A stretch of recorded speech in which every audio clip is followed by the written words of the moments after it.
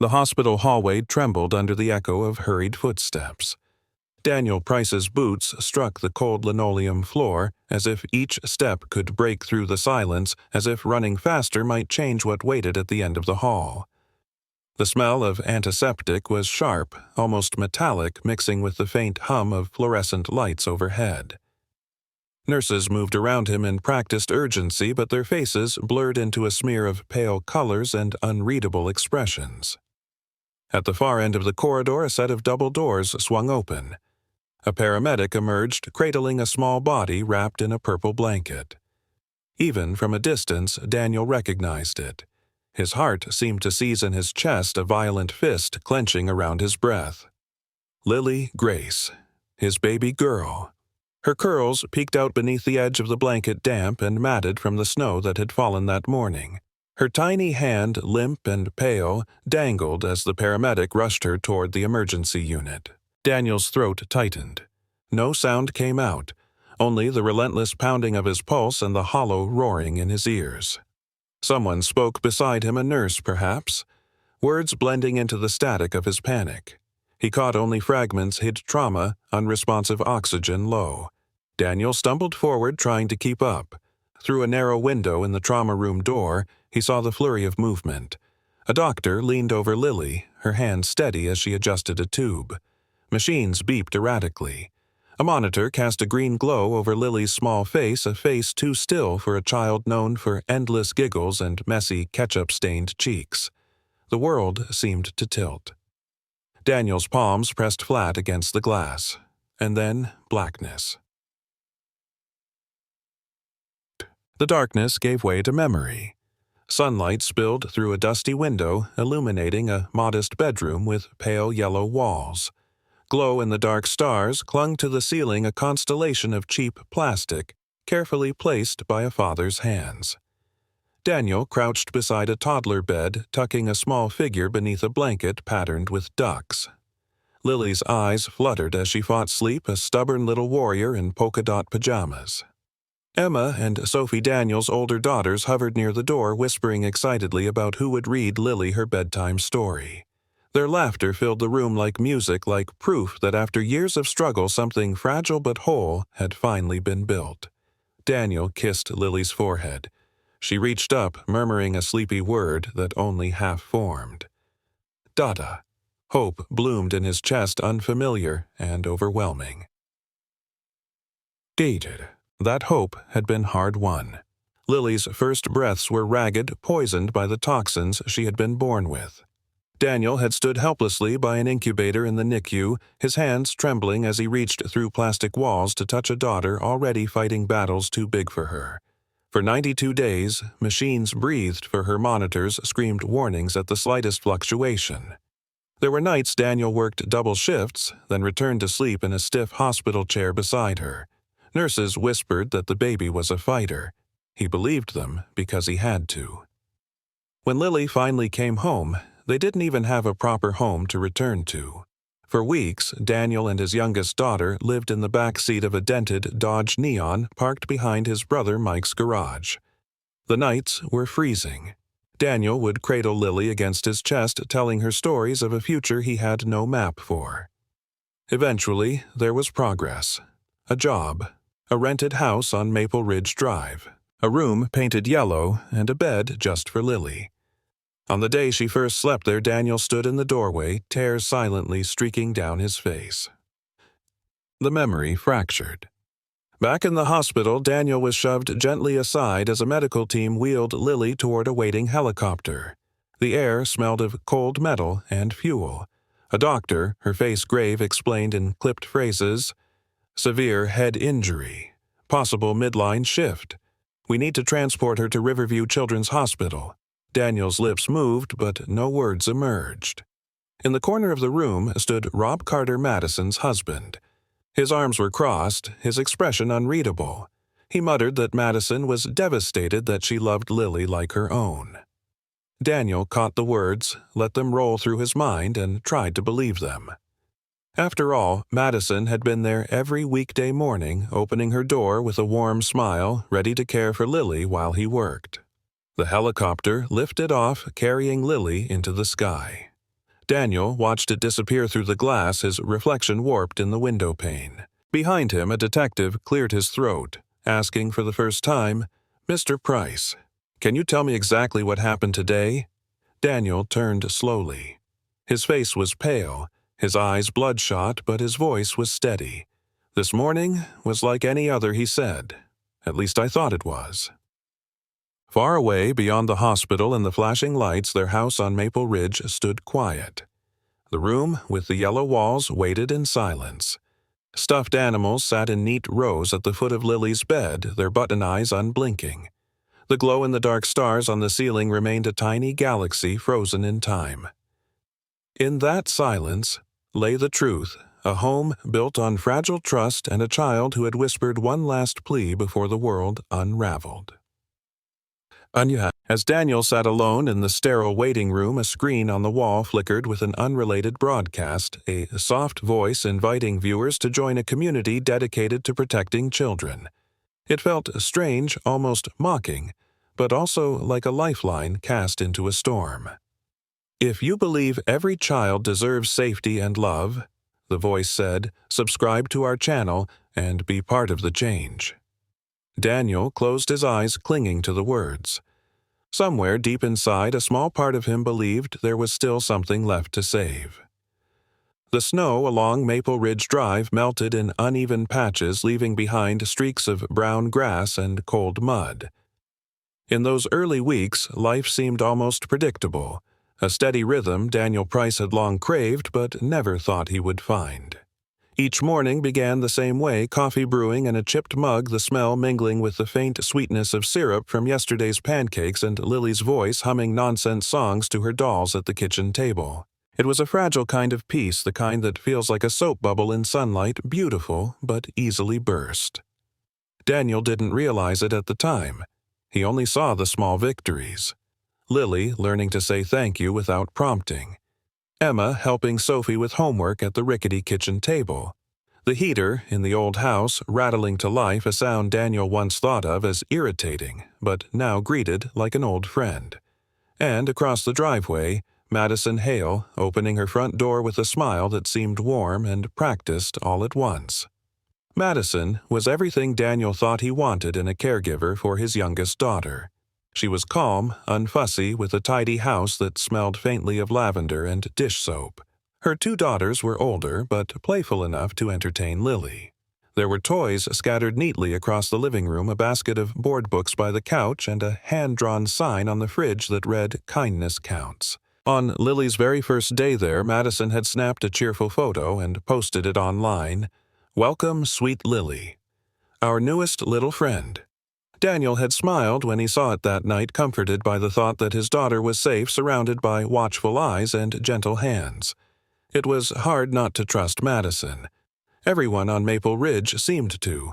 At neighborhood gatherings, her name came up often, always with approval. People said she was reliable, nurturing, the sort of woman who baked cookies for fundraisers and remembered everyone's birthday. For a time, Daniel allowed himself to believe in that image. The days fell into a pattern. He would bundle Lily in her pink coat each morning, walk her across the driveway, and watch as Madison waved from the doorway. Lily would sometimes press her small hand to the glass, grinning as her father turned toward work. Evenings were the opposite, a joyful reunion. Lily would return smelling faintly of crayons and peanut butter, her cheeks flushed from playing. She would tumble into Daniel's arms, talking all at once about the stories she had heard, the games she had played. It was a routine. Daniel clung to proof that after so many years of chaos, stability was finally within reach. But even in the steadiest rhythms, small, discordant notes can slip through. The first was barely noticeable. One Sunday afternoon, Lily sat on the porch swing with her grandfather, Barry Price. The old man held a box of donuts, carefully cutting one into quarters so Lily wouldn't choke. Sunlight glimmered off her curls as she giggled and kicked her feet. Then Barry's brow furrowed. On Lily's forearm, just above her wrist, was a faint bruise, circular, small. He asked gently what had happened. Lily looked at him, then at the ground. A single word escaped her lips before she wriggled off the swing to chase a stray cat. Babysitter. Barry's gut tightened. That evening, while Daniel washed dishes, Barry mentioned it. It's probably nothing he said carefully, not wanting to alarm his son. Kids bruise easy, you know that. But... Just keep an eye out. Daniel nodded. He promised he would. But in his heart he dismissed it almost immediately. Lily was adventurous, prone to climbing furniture running full tilt through hallways. A bruise was nothing unusual. The next morning he casually asked Madison about it. She laughed lightly, almost too quickly, and explained that Lily had been trying to do a somersault and rolled right into a coffee table. Her tone was breezy, reassuring, and Daniel found himself embarrassed for even asking. Duh. As winter thinned into early spring, Maple Ridge warmed slightly, but inside Daniel's house other tensions simmered. Emma and Sophie didn't always agree about Madison. One evening, while folding laundry, Emma gushed about how much fun Madison's daughters were, how they let her play dress-up when she came to pick up Lily. "She's nice, Dad," Emma said with certainty. From the corner, Sophie muttered, "She's weird." Emma frowned. "You just don't like anyone." "No," Sophie replied more firmly this time. "She looks at me. Funny, like she's mad even when she smiles." The argument dissolved into bickering, as children's arguments often do, but Daniel felt a flicker of unease. Another discordant note came a week later. Daniel arrived slightly early to pick up Lily and paused just outside Madison's window. Through the glass, he saw Lily sitting on the floor, clutching her purple blanket tightly to her chest. The other children were playing, but Lily sat apart, her eyes wide and distant. Madison knelt beside her, speaking softly. Daniel couldn't hear the words, but Madison's posture was rigid, her hands gripping Lily's shoulders in a way that seemed tense. When Madison noticed him at the window, her expression shifted instantly to cheer. She opened the door, greeting Daniel with a practiced smile.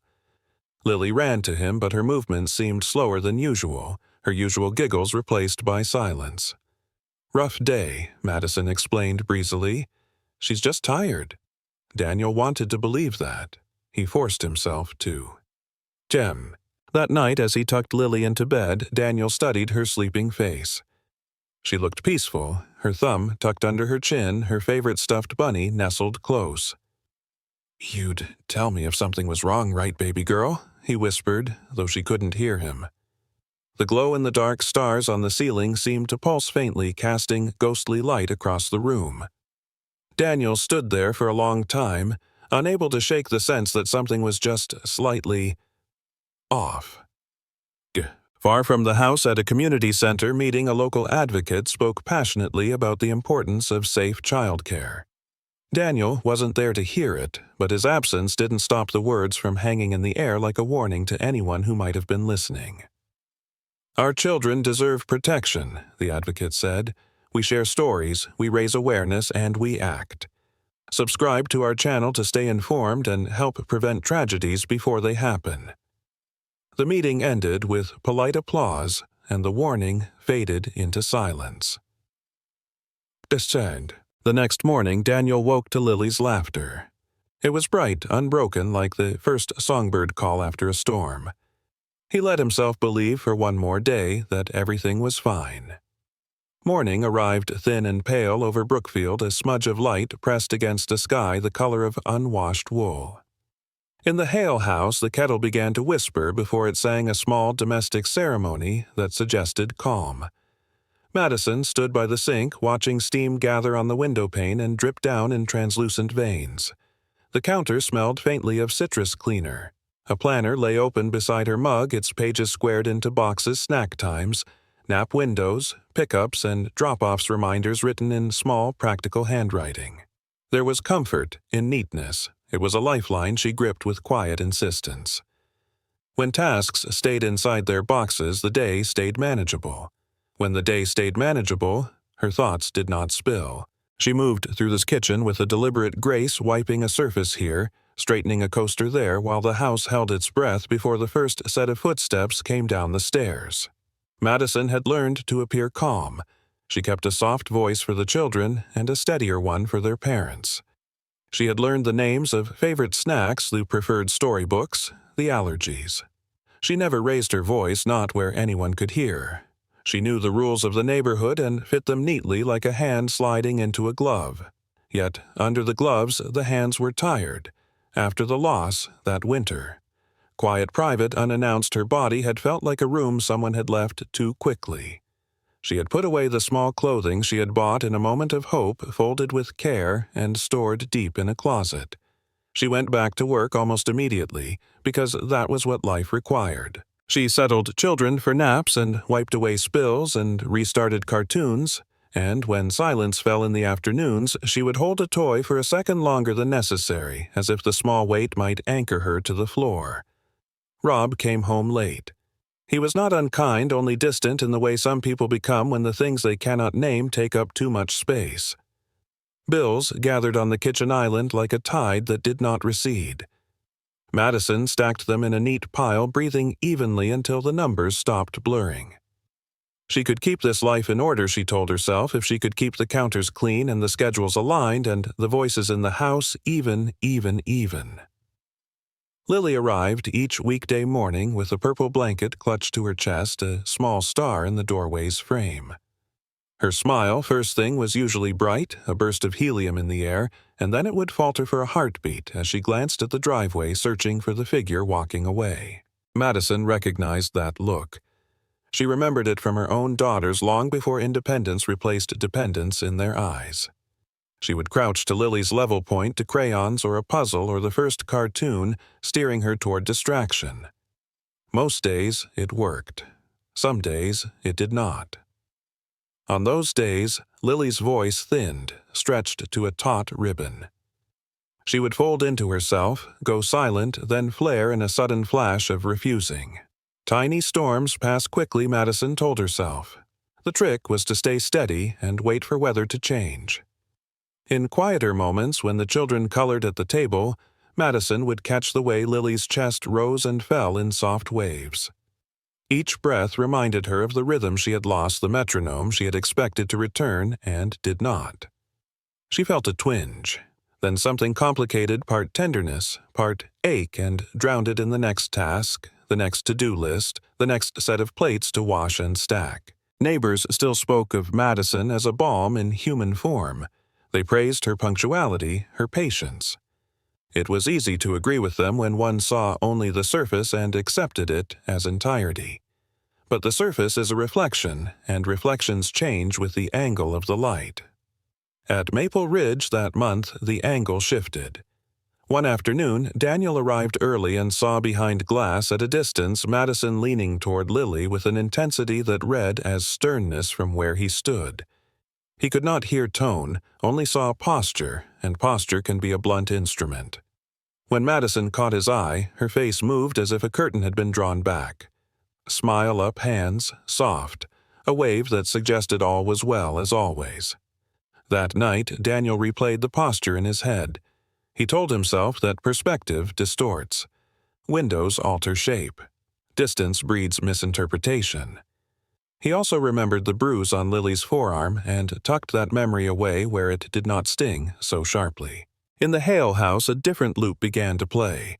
Rob's shoes by the door, Rob's keys on the counter. Rob's voice trailing off when the subject of money rose like steam. Madison held the planner open again, wrote numbers that did not agree with each other, then closed the book with a gentle finality. The kettle whispered and sang and quieted. The early spring sun was kinder the following week. Children's jackets hung unzipped. Mittens fell forgotten into baskets.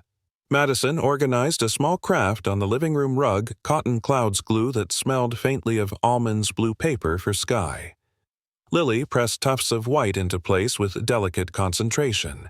For a few minutes, the room was a meadow of quiet, the kind that warms the back of one's neck. Madison felt her breathing even out, a rightness returning if only in passing.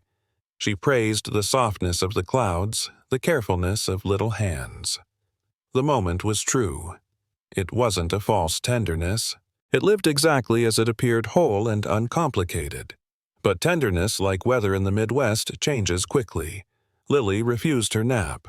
The refusal was not dramatic, only persistent. The purple blanket, once a comfort, became a banner of stubbornness.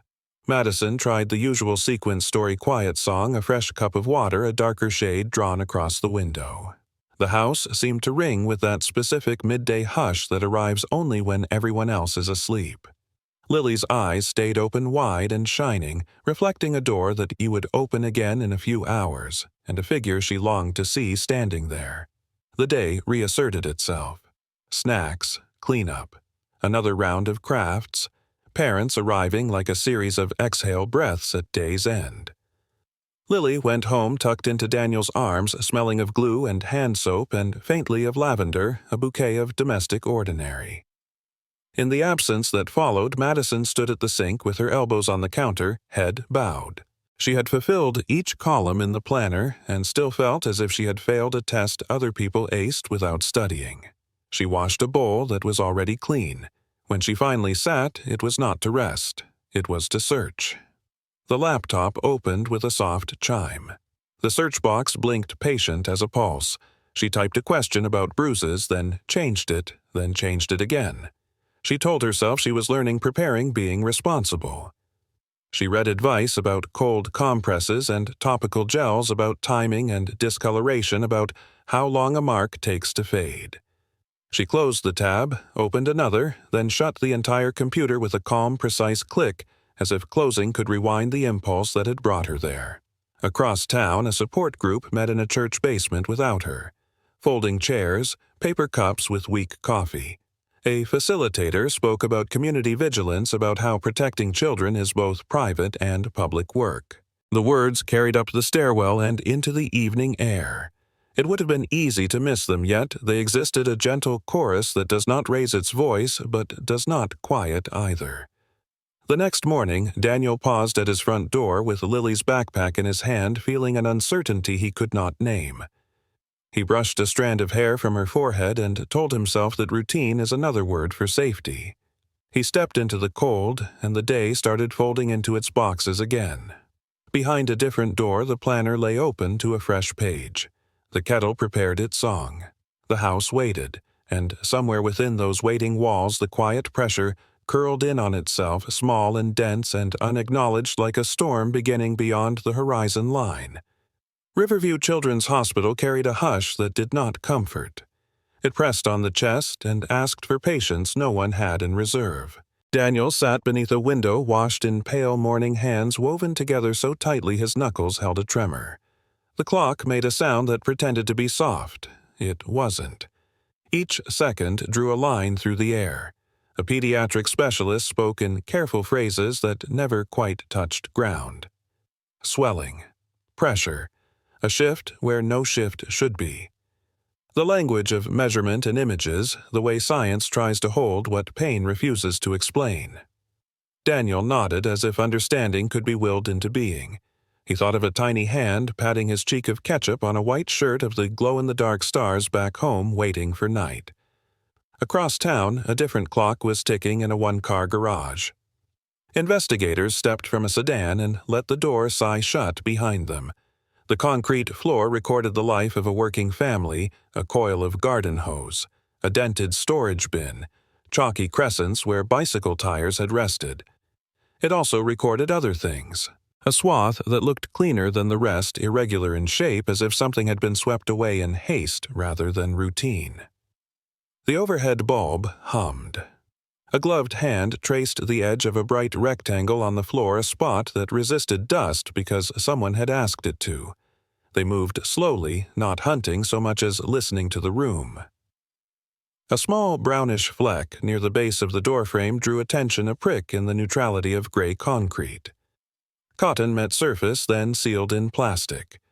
Photographs took the measure of light and distance. Nothing was declared, only documented. But documentation has its own tone. It gathers weight as pages stack.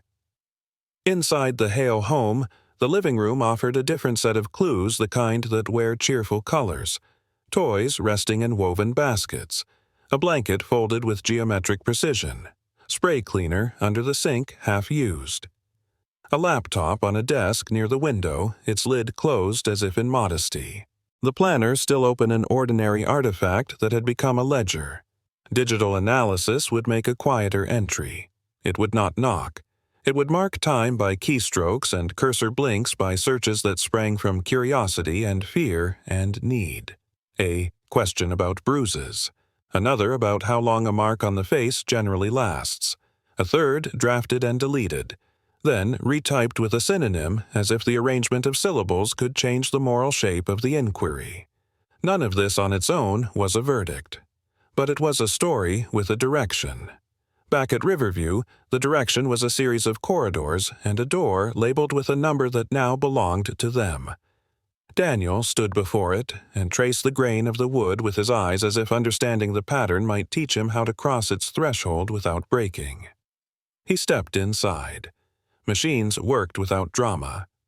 Lily's chest rose and fell with borrowed rhythm. Her eyelashes made small shadows on a face that should have been busy with expression.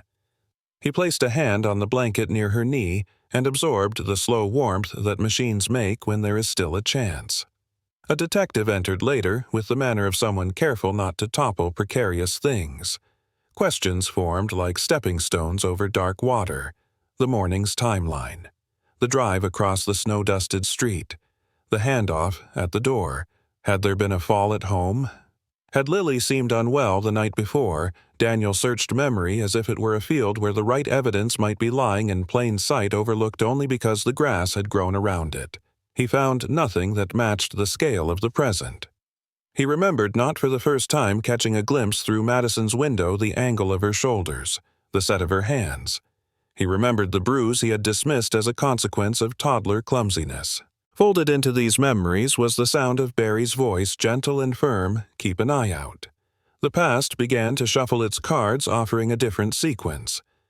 Elsewhere, an interview room invited candor by virtue of its spareness. Madison sat with her hands folded, forefingers pressed together in a peak. She spoke quietly. The day had been like any other, she said. A tumble, perhaps a startled cry that had calmed quickly. Children bump into the world, and the world bumps back. She offered details that sounded reasonable when held alone the way single notes can sound sweet before chords reveal dissonance. Her words met a table where other notes had already gathered. Photos of the garage floor, the small fleck taken from the doorframe. Excerpts from a digital history clinical words about discoloration and timing. A report from the hospital where images had captured the interior landscape of a small skull under duress. The collision of these records wrote a question across the room. Why do the lines not match? In the telling that followed, Madison's sentences shifted like sand under a rising tide. If there had been a fall, perhaps it was the day before. If there had been a bump, perhaps it was onto carpet rather than wood. She searched for the version of events that could nestle inside the facts like a bird in a well-built hand, but the facts were not a hand. They were a series of rails that did not bend. No one shouted.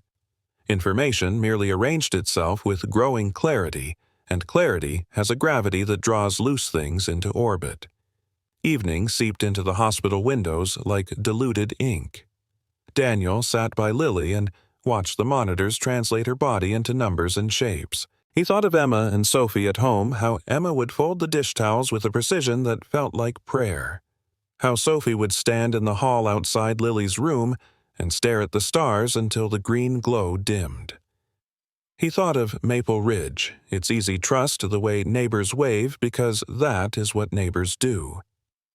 He thought of doors, how easily they open, how little they reveal about what waits on the other side. The detective returned with a tone measured to the room. Findings were shared in phrases that asked as little harm of language as possible. A spot in the garage suggesting recent cleaning. A minuscule stain at the door. Search terms that clustered around the body's capacity to carry signs. Medical imaging that told a story not of accident, but of force. Daniel listened. The words did not enter. They circled and looked for a place to land. Somewhere in the back of his mind a scene rewound itself. Lily on the couch with a juice-box purple blanket tucked to her chin, eyes bright and unafraid. Another scene pressed forward her face behind a port window, a tube traveling where her breath could not. The heart can hold two realities only for so long before something gives. In the hours that followed, statements were taken and typed summaries made. The case did not crack. It cohered. Nothing explosive occurred. Instead, the day settled into a shape that explained itself with terrible patience. A pattern of injuries that did not agree with short falls. A morning routine that could not contain what the scans described. Queries made late at night about hiding what skin remembers. Past and present began their slow braid. A porch swing, where a bruise first drew attention. A kitchen table where Lily's blanket became a fort against nap time. A window where posture spoke louder than words. The braid tightened around a single conclusion: love had not shielded them simply because it wanted to. When Daniel stood to stretch his legs, reminded him of how long he had forgotten them. He poured water and drank it without tasting.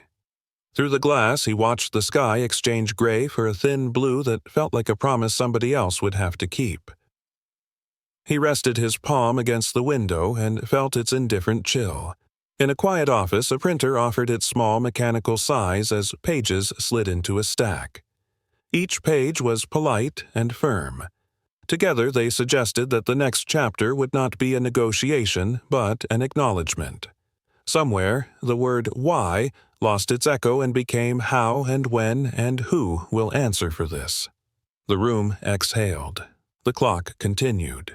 The lines were aligning whether anyone wanted them to or not. Morning began as it always did, with small domestic sounds that pretended to be a promise. A heating vent sighed awake. The refrigerator clicked and held. Outside, snow tested the edges of the pavement and then retreated as if unsure of its welcome.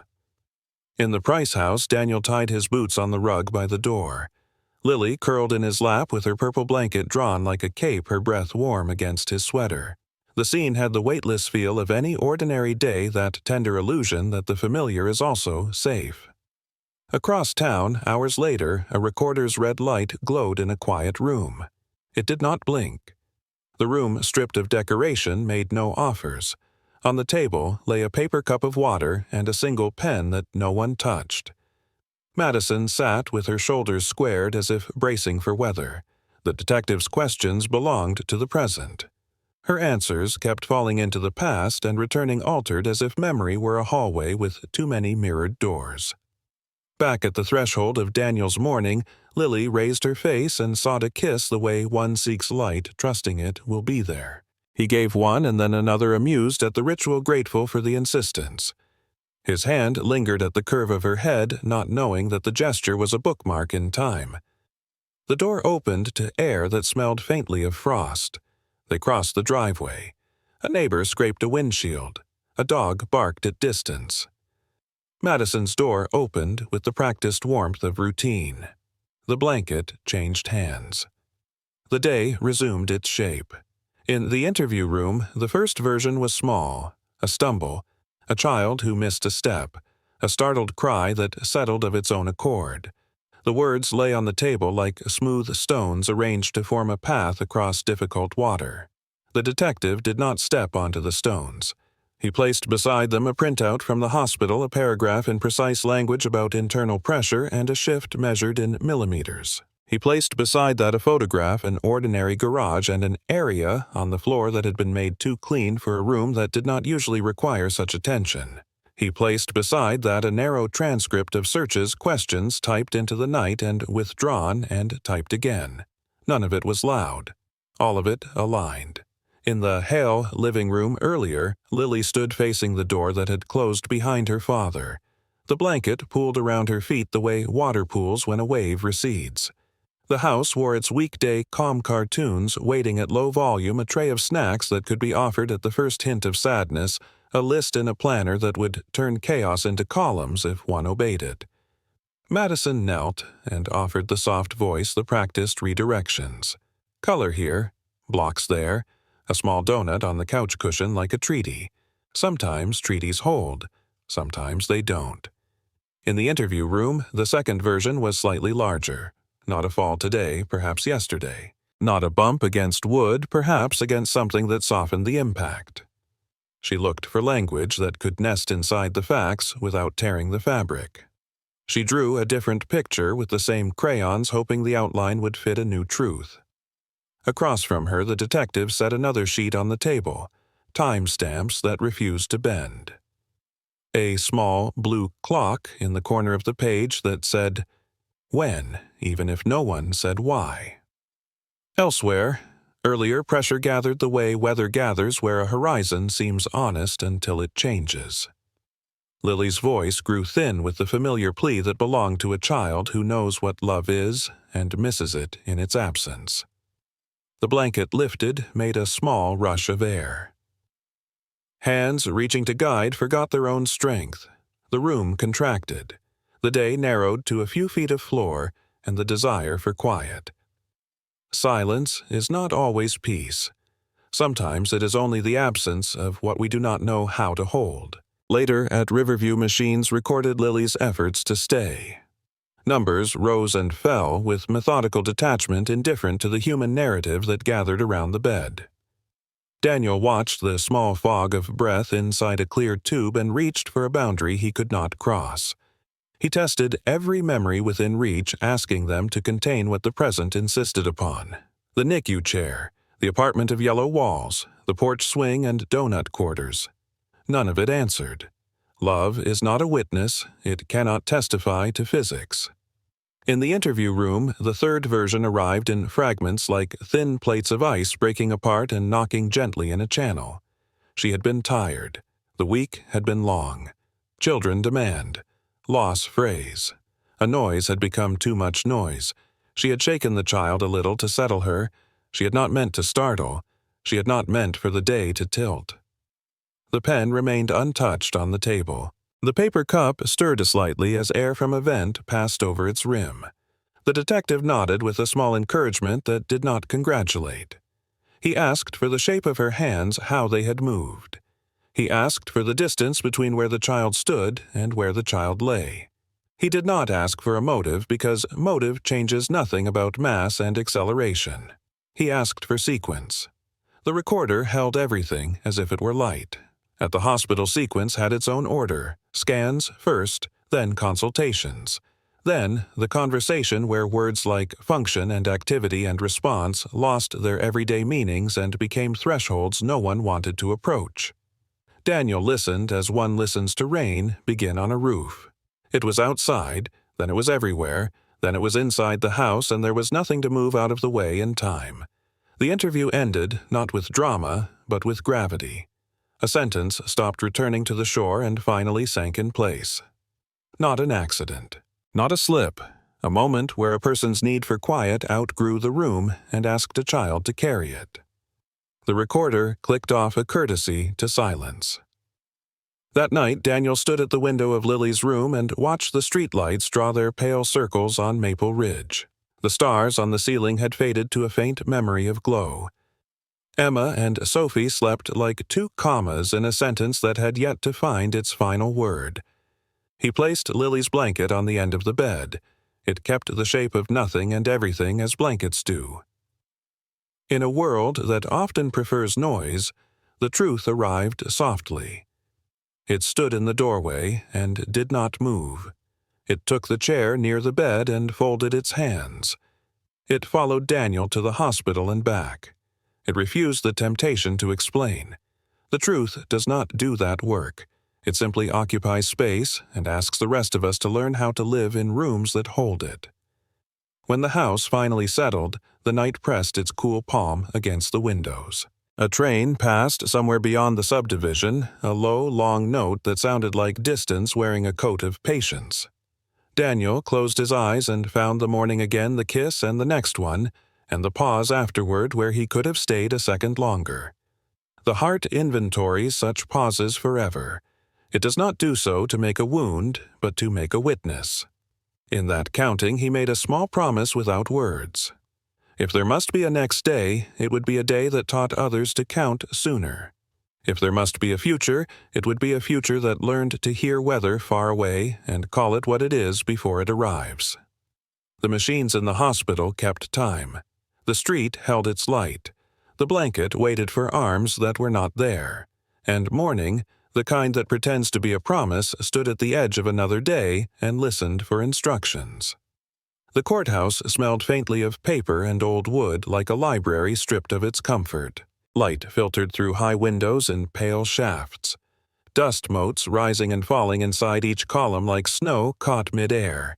People filled the benches in tense, polite silence, their faces arranged into masks they had chosen for this day.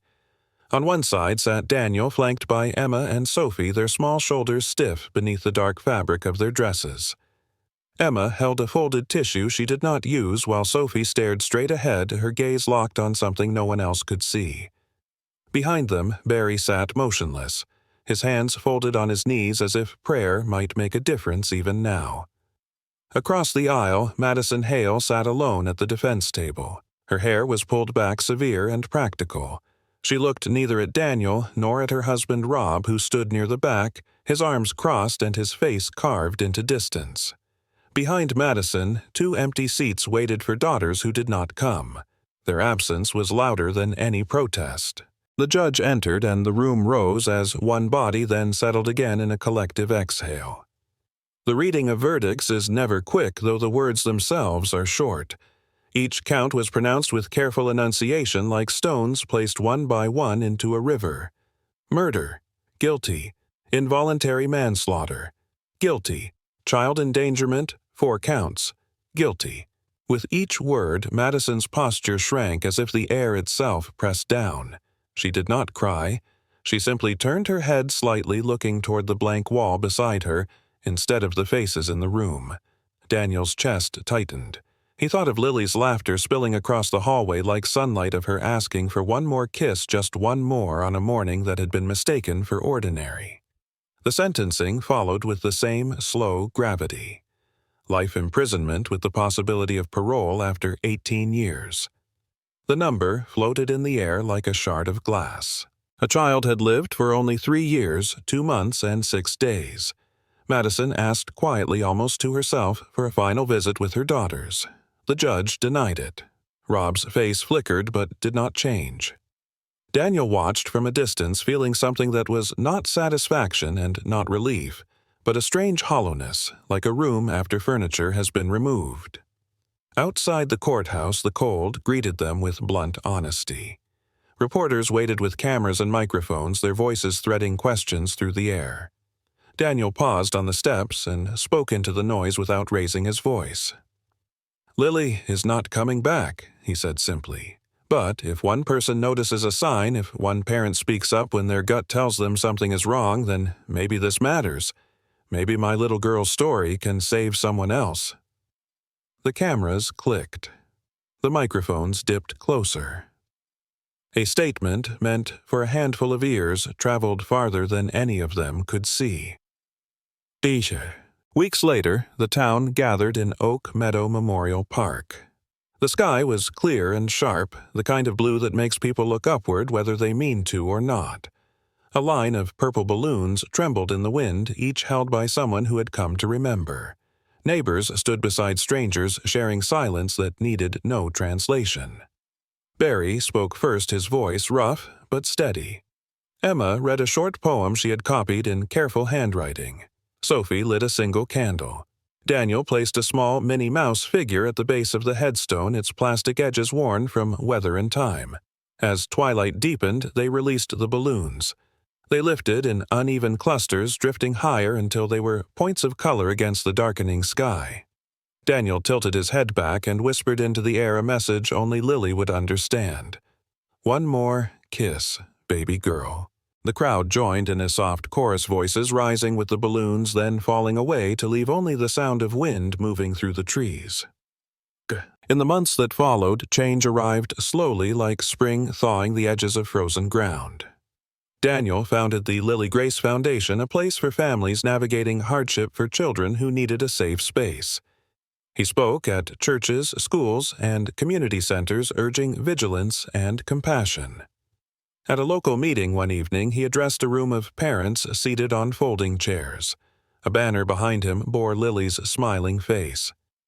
"If you believe every child deserves to be safe," he said, his voice carrying through the quiet hall, "take action. Share resources, ask questions, speak up, and please subscribe to our channel to learn the signs and be part of this fight. Silence is dangerous. Awareness saves lives. Hands clapped, some tentative, some firm.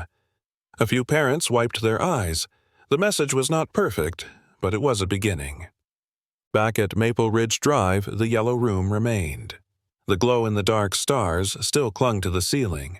The bed was made with care each morning, not because anyone slept there, but because ritual has a power all its own. Daniel stood in the doorway at night, sometimes listening to the hush of the house. He no longer waited for small footsteps to round the corner, yet he still imagined them. The world had not ended. It had only changed shape. And in that shape was room for grief, and room for action, and a fragile space where hope could live if given careful tending. Beyond the window, the sky stretched wide and open, holding a scattering of fading balloons and the memory of a child who had once asked for one more kiss, just one more.